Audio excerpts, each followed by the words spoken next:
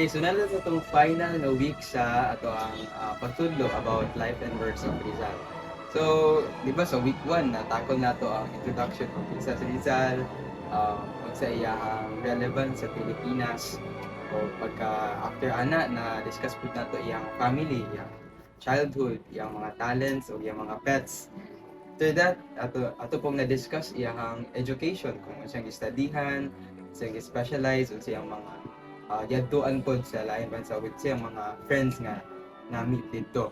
And after that, dito po dato na ilhan or nakita ang mga books na na-publish ni Rizal, katong mga stories nga iyang na-share sa mga Pilipino, and unsay impact ato sa mga tao, yun sa niya pag-enlighten or pukaw sa mga minds ato ang mga Pinoy ato nga time. So, kaning mga lessons nga atong nakuha ani nga discussion from the past few weeks, unsa ba nga mga lessons atong mapulot ato, Ate Rox?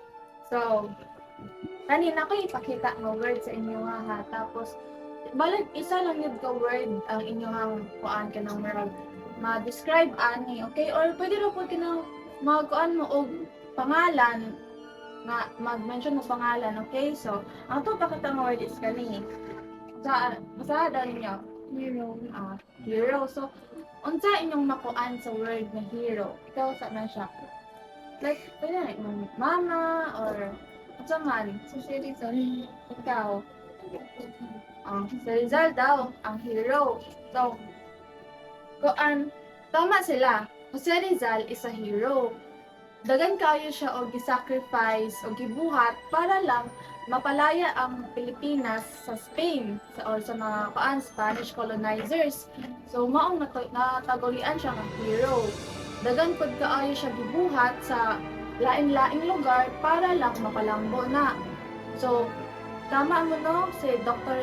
Rizal is a hero, and para mahimo mong hero, gusto mo mahimong hero? Dili, ikaw. Gusto mo mahimong hero?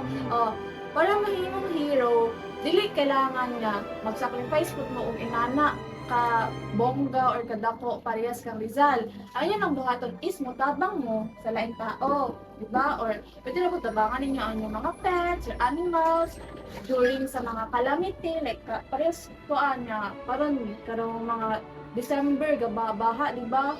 So kuan grabe kay mga baha, especially dali sa CBO. So dili ninyo kailangan nga mag-sacrifice mo og daghan para lang matawag na hero. Pwede ra mo mutabang sa inyong mga pamilya para para mahimo na mong hero.